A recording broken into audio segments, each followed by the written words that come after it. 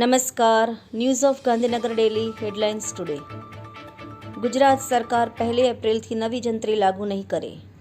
સુરેન્દ્રનગરમાં બેફામ ડમ્પરે સ્કૂલ વેનને મારી ટક્કર, 10થી વધુ બાળકો ઇજાગ્રસ્ત.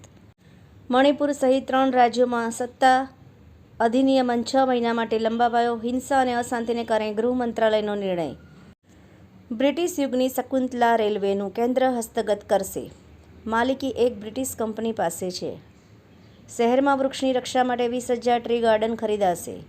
ગાંધીનગરમાં બેવડી ઋતુનો અનુભવ. સવારે 25 ડિગ્રી તાપમાન, બપોરે 39 ડિગ્રી સુધી પહોંચશે.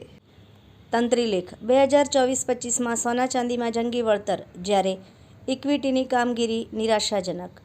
1 એપ્રિલથી બદલાઈ જશે ટેક્સના 10 નિયમો. રિટર્ન ફાઇલ કરતા પહેલા ખાસ જાણી લો.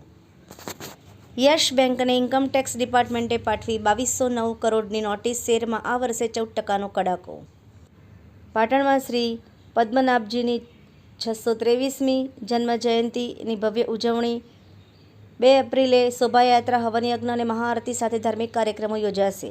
પાટણમાં રમઝાન ઈદની ભવ્ય ઉજવણી. ઈદગાહ ખાતે હજારો મુસ્લિમ બિરાદરોએ નમાજ અદા કરી. ગુજરાતમાં વાતાવરણમાં ડબલ અસર, ક્યાંક માવઠું તો ક્યાંક હીટવેવ. કાર અકસ્માતમાં કહેવાતા ડ્રાઈવરની ધરપકડ કરાઈ. સગીર સામે કાર્યવાહી. ખેડાના મહેમદાવાદની મહિલા સહિતની ગેંગના સાગરીતો પકડાયા. જામનગરમાં જૂના મન દુઃખને લીધે રિક્ષા ચાલક યુવાનની કરપીણ હત્યા. એનઓજી સાહિત્ય સરિતા ગ્રુપ. વિષય અવકાશયાત્રી સુનિતા વિલિયમ્સ. એના ઉપર સર્જકોની ખૂબ જ સુંદર વિવિધ સ્વરચિત રચનાઓ અવશ્ય વાંચો. આદ્યશક્તિ મા જગદંબાના આરાધનાનું પર્વ એટલે ચૈત્ર નવરાત્રિ. આજે ચૈત્ર શુદ્ધ એકમને રવિવારથી પ્રારંભ. કાંદિવલીમાં રજવાડી ડાયરો યોજાયો. જાણીતા સાહિત્યકાર કનુભાઈ આચાર્યની 4 વાર્તાનો અંગ્રેજી પુસ્તકમાં થયેલ સમાવેશ. બોટાદના ખ્યાતનામ પથરીના હોમિયોપેથિક ડૉક્ટર જિગ્નેશ હડિયલનું Anand homeopathic medical college and research institute દ્વારા કરાયું સન્માન.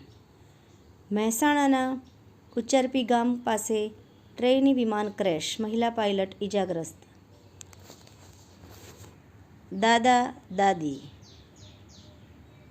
જાણવા જેવી, ખૂબ જ સમજવા જેવી વાર્તા. બિંદુ સરોવરથી મુક્તિધામ સુધી રિવરફ્રન્ટ બનશે. ગુજરાતમાં આયુષ્યમાન કાર્ડ હશે તો પણ નહીં મળે હૃદયરોગની સારવાર. ખાનગી હોસ્પિટલોએ બાયું ચડાવી. આભાર. મીનાક્ષી રાવલ, ગાંધીનગર. ન્યૂઝ ઓફ ગાંધીનગર દૈનિક જનફરિયાદ ન્યૂઝ.